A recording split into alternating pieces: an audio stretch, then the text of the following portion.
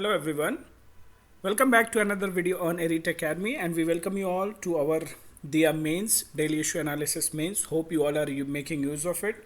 And today only somebody has shared that how the DIA mains topic on gig economy was helpful for them. So it was really very encouraging for us, and like this we will keep coming up with the topics which are important from the current affairs, and especially keeping in mind the present trend of the examination. So if you have seen the question paper of this year's mains 2022 CSC, you will realize that how they are asking two types of questions. So either they are asking very basic concepts, very question on the topic itself, like what is food processing, what is upstream, downstream, in the aspect of supply chain. So like this they have either asked direct questions or they have asked very narrow questions on cellulose, on James Webb technology, like this. So we have to be prepared for all the aspects. So keeping that in mind, we have taken one very static topic for today's discussion. So let's start our discussion. So today we have taken this topic of financial inclusion, and financial inclusion is very important when we talk about GS3, and it is very important concept from the economy point of view, inclusive growth point of view, development point of view. So it's very important. So whenever if you get any question, financial inclusion, what is financial inclusion, what steps government has taken in order to address the issue of financial inclusion. Okay, so at that time first we should have proper definition. So we have definition in front of us that financial inclusion can be defined as, so just observe the keywords or the words which are highlighted in red because they are the key points of the definition. So it can be defined as what? It is the process of ensuring access to financial services. So financial services का access हो रहा है, and in what manner? Timely and adequate manner. So timely and adequate credit is being provided to whom? To the needy, especially needed by the vulnerable section, weaker section, and the low income group. At what? At affordable cost. So here as you can see it is talking about accessibility, time, adequate, and the specific group at affordable cost. So this is called as holistic definition, and this definition was given by the Committee on Financial Inclusion under the chairmanship of Dr. C. Rangarajan. Okay, so when you will have such definition, then it will not only become holistic but also it will become complete, holistic, complete, and it looks more impressive. Okay, now we will understand the other aspects of financial inclusion. Now we will see what is India's approach. So in order to understand India's approach to financial inclusion, we should know that it is fundamentally based on the five principles of 5 A's, which ensures adequacy, availability of financial services, adequacy and availability of financial services to all section of society. So we have already understood it with the help of definition. Through what? Through formal and financial systems, be it through savings, credit, remittances, insurance. So adequacy honi chahiye, availability honi chahiye of all the tools, and increasing awareness about such services and ensuring affordability and accessibility of the appropriate financial products. So be it our insurance, be it or credit system, micro finance. So जैसा होना चाहिए, जिसकी जैसी need हो उसके हिसाब से वैसा कस्टमाइज्ड अप्रोच होना चाहिए. So awareness, affordability and accessibility. So through combination of these conventional and alternative delivery channels, technology enabled services and processes, we are trying to achieve the 5 A's of the financial inclusion. So this has been India's approach. Now we will discuss about the objectives of financial inclusion in India. So talking about, when we talk about objective, there are objectives like economic objective. Here economic objective means what? Equitable growth of all the sections in the society, right? And it leads to what? It leads to reduction of disparities, inequality reduce hoti hai, and it happens when they will have access to the access of the financial services. So the objective is to reduce the economic, it has a economic objective as well. Second objective is of mobilization of saving. So if the weaker section are provided with the facility of banking services, अगर उनके पास होगा तो they can submit or they can deposit their savings which can be mobilized normally, which will be either stuck up in their households, or it will be stuck up with the informal agencies, money lenders. So mobilization of saving is another objective. The third objective is of providing larger market for the financial system. So basically, to serve the requirements and need of the larger section of society, there is a need for large financial market, right? So this provides financial inclusion, provides an opportunity for the expansion to the existing players and the entry of new players. Competition भी बना रहता है, सबकी needs भी fulfill होती हैं, सबकी needs भी cater होती हैं. So this is also another objective of the financial inclusion. Other than these, we have social objective also, which helps in eradicating poverty. It can be considered as the main sole objective of the financial inclusion scheme, since it provides sources of livelihood and means of income to the poor people through loans and advances. ऐसा भी होता है कई बार उनको loans and advances दिए जाते हैं in order to self sustainability, कुछ सेल्फ एम्प्लॉयमेंट के लिए. So there has a social objective as well. Another focus area is of sustainable growth. So we have seen that uneven growth in different section of the society, it can lead to instability. Communal tensions भी होते हैं, right? And inequality भी बढ़ती है. Oxfam report has highlighted it many times. So inclusive growth of all the sections of society is possible only through financial inclusion. Okay, availability होनी चाहिए. So if you have gone through my video on the caste discrimination, there we have discussed that why caste still persists. One of the angle was that weak financial institutions. अब होता क्या, if I am a person from Dalit community and if I am running short of money, definitely I cannot deposit collateral and the interest would be very high. If I am going to money lender, then it will be further more high. Then what do? I will go to a person from my community only, because they understand me. They understand my needs. So and also one of the important component is a trust factor.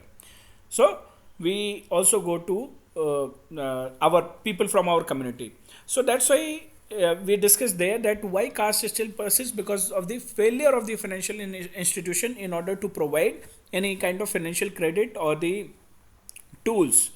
So sustainable growth is important and it is possible with the help of financial inclusion. Another area is political objectives. So financial inclusion acts as the base for formulating government policies. So it has a political objective. जो भी हमारी policies होती हैं government की, through the component of financial inclusion उसको पाते हैं, सबके साथ सबका विकास. So these are the objectives of financial inclusion. And in short, if we have to summarize, the financial inclusion is also based on the triad. So it has three pillars, and the pillar is financial inclusion policies, financial literacy initiatives. So first policies should come, scheme should come, but in order to absorb that, we need to have financial literacy. So financial literacy initiatives, time to time government will come up with, the financial institutions, they come up with such financial literacy initiatives. And at the end, even if the financial literacy is there, policies are there, tools are there, still we need to have customer grievance redressal framework. So inclusion, literacy, grievance redressal, these are also called as the financial inclusion triad.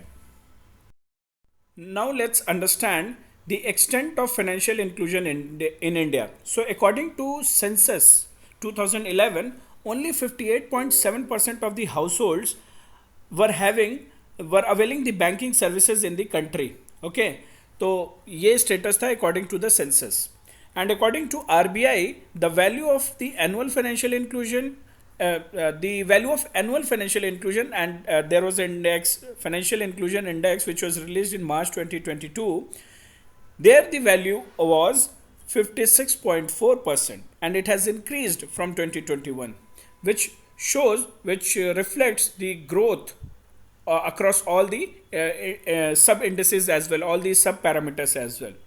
So we can have multiple data. We can analyze the financial inclusion taking the help of number of ATMs, number of branch. But ठीक है, इतना याद रखने की कोई ज़रूरत नहीं है. If we have some broad data also, that will be good. And this was the another data which was given in the article. So this data is of 2019, that at present about 5% of India's 6 lakh villages have bank branches. So 2019 का data है, 2020 and 2021 Covid था, सो बहुत ज़्यादा change आया नहीं होगा. So we can say that at present about 5% of India's 6 lakh villages have bank branches, because the major focus has been now on digitization. Okay, so this is the data through which you can analyze the extent of financial inclusion in India. Now we will discuss about the initiatives which we have taken in order to promote financial inclusion. So time to time we have taken multiple initiatives, and let's discuss them one by one. So the first initiative is of National Mission for Financial Inclusion, that is NMFI, and it was launched in 2014, and popularly it is known as Pradhan Mantri Jan Dhan Yojana. And the purpose was to provide universal banking services to every unbanked household based on the guiding principle which was given by the guiding principle of banking the unbanked, okay, securing the unsecured, funding the unfunding funded, and serving unserved and underserved areas. इतना याद रखने की ज़रूरत नहीं है, बस इतना ही आप लोग याद रखो कि यूनिवर्सल बैंकिंग सर्विसेज का कॉन्सेप्ट लेके आए थे, and the target was to cover everybody, every unbanked household. Okay, so this was launched in 2014. So these are few of the initiatives which we have taken, and that too recent one. The Emergency Credit Line Guarantee Scheme ECLGS, it was launched in May 2020, and as a part of Atmanirbhar Bharat, it was launched to support especially the MSMEs, that is micro, small, medium enterprises and the business enterprises. So in order to meet, so that they can meet their operational liabilities and they can restart their business, which was especially caused by the disruption which was caused by COVID-19 pandemic, in order to overcome that. Then we also know that how UPI, Aadhaar enabled payment system, all these has been launched by NPCI. Okay, small financial bank and the payment bank. So a small financial bank was based on the recommendation of Nachiket More committee. So that has this idea has been materialized. Then Jandhan Aadhaar mobile jam trinity in order to improve the financial inclusion. We also know about the microfinance finance institutions and the project financial literacy. It was launched by RBI to enhance the financial inclusion further, and it has undertaken this project. RBI has taken this project under the name Project Financial Literacy. Okay, and there have been time to time some flagship schemes like Pradhan Mantri Mudra Yojana, Stand Up India, Pradhan Mantri Jeevan Jyoti Bima Yojana for insurance, Pradhan Mantri Suraksha Bima Yojana, Atal pension Yojana, right, startup India, stand up India. So इस तरीके से time to time the flagship schemes have been brought by the government in order to bridge the gaps of the finances, the availability of the finances and credit. Okay, so this is about the initiatives which have been taken in the recent years.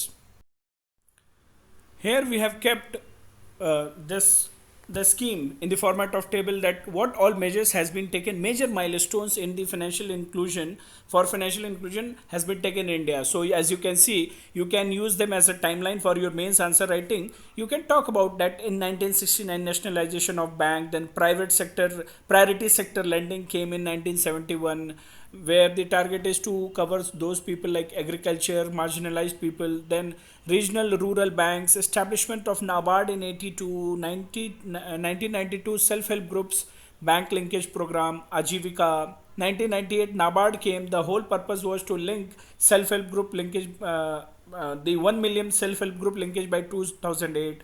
Then SIDBI for microcredit, 2005 1 million self-help group target was achieved. Financial inclusion report was submitted to Union Ministry. So like this, time to time, the major steps have been taken. So these are the milestones which you can use in your answer. And also time to time, RBI and the government of India has taken a lot of initiative, be it no frills account or the overdraft facility, financial literacy, easing out the KYC program, simplifying the account opening. So you can pick few of them and you can use it in your answers. Okay, Kisan credit cards, बहुत सारे, Swabhimaan scheme, financial inclusion programme for opening of the villages bank account only from those people who are from villages. So you can use few of them, but remember the chronology. It will help you in making your answer more interesting and structured. Also, RBI came up with this. Reserve Bank of India released the National Strategy for Financial Inclusion for this period of from 2019 to 2024, and it was released in 2020. And this document sets forth the vision for the financial inclusion, the targets. So this is very important. Okay, so what are the targets as part of this strategy by RBI? We will discuss it one by one. So it is talking about universal access to financial services. It is also talking about universal access. So ये ध्यान से समझते जाओ. Already you might feel like ये repetition हो रहा है, but these keywords are important because they will only help you in understanding कि क्या difference है. छोटे छोटे चीज़ें differentiate करनी है. So what are those key points? Universal access to financial services, then providing basic bouquet of financial services में be it of opening bank, check facility या insurance का, pension का, so those products should be there. And access to livelihood and skill development is also very important component of financial inclusion. And financial literacy and education, customer protection and grievance redressal, and effective coordination. So when you will write your answer according to this strategy, and then if you analyze that what are the problems in the financial inclusion or what all steps government has taken as part of this strategy, then your answer will become more interesting. It will look organized और अच्छा लगेगा, like you are thinking structured. So even the examiner will get impressed. And in the same document, RBI is also talking about there should be certain measurement parameters for the measuring the success or the targets of financial inclusion, whether it has been achieved or not. So they have told the three key indicators or the parameters for that. So what are these? They are saying that we should measure the access. How will you measure the access? We can measure the access by number of the bank branches or ATMs for a specified population. आराम से कर सकते हैं, right? Then we can also measure the parameter can be measure the usage, like percentage of adults with saving account और the insurance, कितने insurance लिए गए हैं उस population उस region में, और the pension policy, how many people have bought the pension policy. So measure the usage.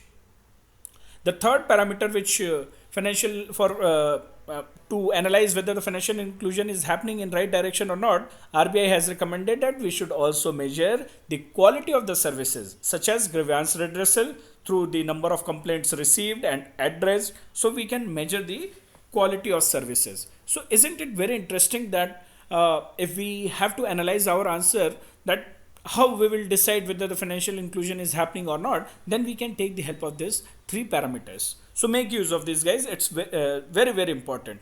Okay, now we will discuss the problems or impediments for financial inclusion.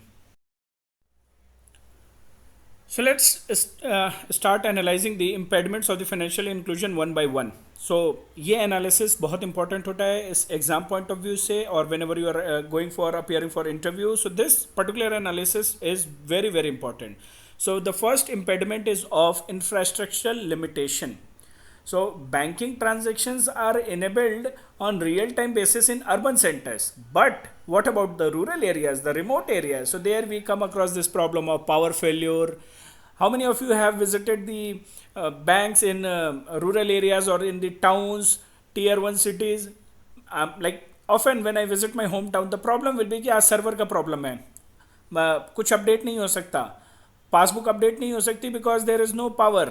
So power ही नहीं है कि printer चलेगा. Limited number of ATMs will be there. आज सुबह पैसे भरे जा रहे हैं, शाम तक पैसे खाली हो जा रहे हैं, right? So because of this power failure, limited server and the other issues, ये एक इंफ्रास्ट्रक्चर इम्पेडिमेंट हो जाता है. Now we will discuss about the second one is implement deficit. So what is the meaning of implement deficit? What is happening? Government account तो open कर दे रही है, बैंक्स अकाउंट ओपन कर दे रहे हैं, but just opening an account alone does not assure the integration of those people और that money with the formal economy.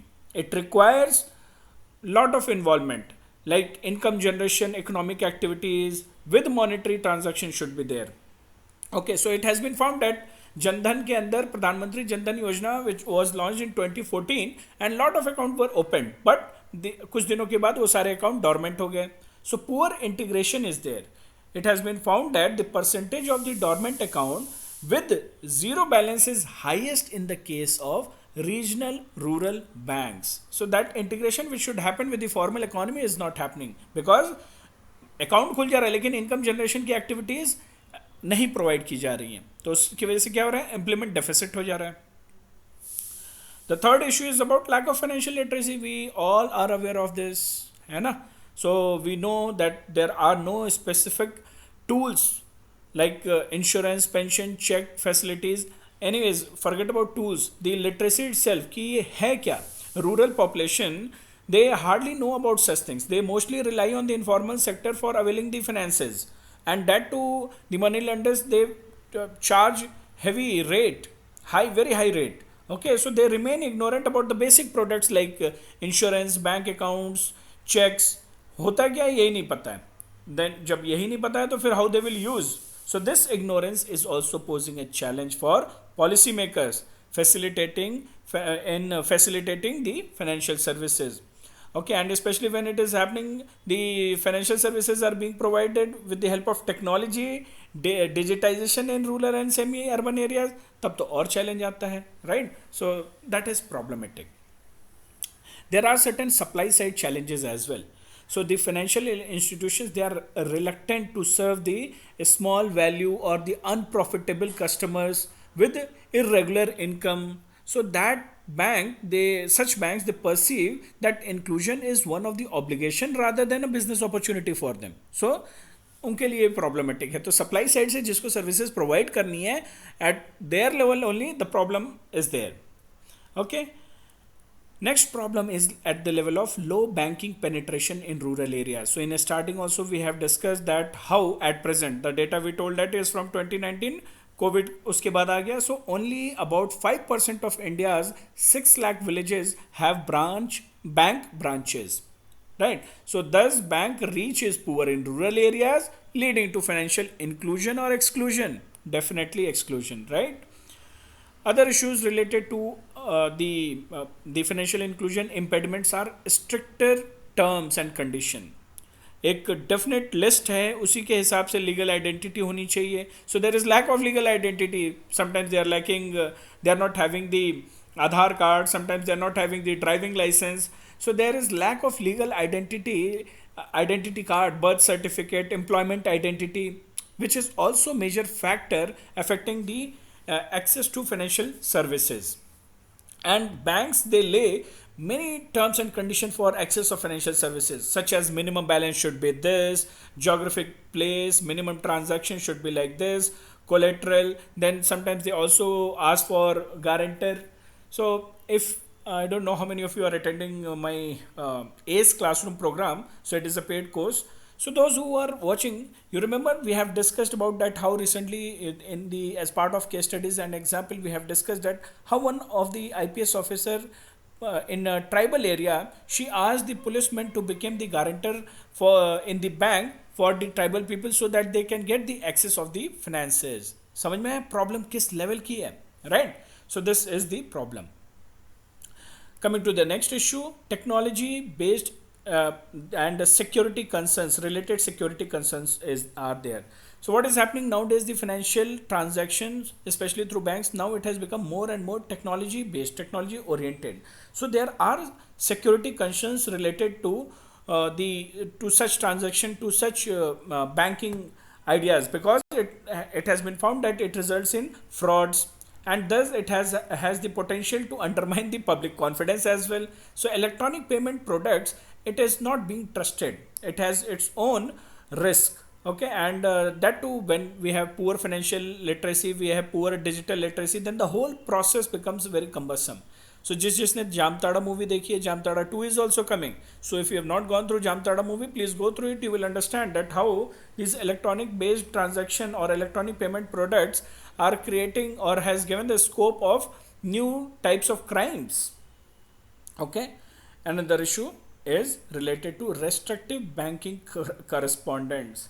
So these banking correspondence BC model, banking correspondent model, was introduced in order to provide this last mile connectivity, but they are highly restrictive in nature. And the core issue is the absence of any incentive for these banking correspondents, mainly the financial stability. जब उनके पास ही financial stability नहीं है तो वो दूसरों को क्यों include करेंगे, right? So the banking correspondents are also not completely aware of the significance of this reputational risk or for the bank side, and sometimes they act in irresponsible manner on with respect to when they are dealing with the villages. So it is not only threat for financial inclusion, but it is also threat for the brand with respect to the reputation of the bank. तो वो responsibly behave ही नहीं करते हैं. So these are the impediments, these are the issues which you can write in order to analyze the problems of the financial inclusion. At least you must have got some better clarity, good points that in what depth you should analyze. And in the last, we will talk about the way forward. So whenever you are talking about way forward, we should suggest certain points, especially whatever issues we have discussed. Keeping that in mind, we can suggest certain way forward, and we can make our answers. We can conclude our answer on positive note. So we can talk about fixing the credibility. We can talk about diverse products, innovation backed by financial literacy. We can talk about data protection and local bodies' role. We will discuss it one by one. So fix credibility. So we have seen that banking correspondents, they don't have any incentive, they don't have any motivation. So we can address this issue of credibility of the banking correspondent. So bank should take what bank can do. They can. अभी क्या होता है, banking correspondent को जाना पड़ता है, तो उसके पास भी कोई मोटिवेशन नहीं, और जहाँ जाता है वहाँ भी ठीक से काम नहीं करता है और उसकी भी बेइज्जती होती है, right. So what they can do, उसको थोड़ा और ऑर्गेनाइज कर दो. So banks can take the help of the network of the post offices और द फेयर प्राइस शॉप्स, और वहाँ पे क्या करें, एक बैंकिंग का काउंटर लगा दो for the unbanked population. And that way it will, if it is happening, then it will look more organized. Even the multi-language ATMs with audio video services can be considered. So this is from that aspect that what they can do. If we specifically talk about the business of how we can retain the banking correspondent in the business, उनके पास भी either we should able to provide them higher commission, or we should give them respectable designation, or we can talk about a certain bonus, promotion, or absorbing them in the mainstream banking. कुछ तो motivation होना चाहिए ना उनके पास भी, otherwise they will be not able to work, retain ही नहीं कर पाएंगे हम. And the next one is diverse products. So we know that we have different unique regional diversity is there, occupational diversity is there. So that's why the needs and the needs of the financial tools, financial product is also very diverse. And we need to come up with diverse products for the unbanked population. So I still remember in 2018 and 19 economic survey suggested that we should, for unbanked population, people from the informal sector, unorganized sector, we should come up with the financial institutions. They should come up with the micro credits, micro insurance, micro pension, such kind of concepts. Okay.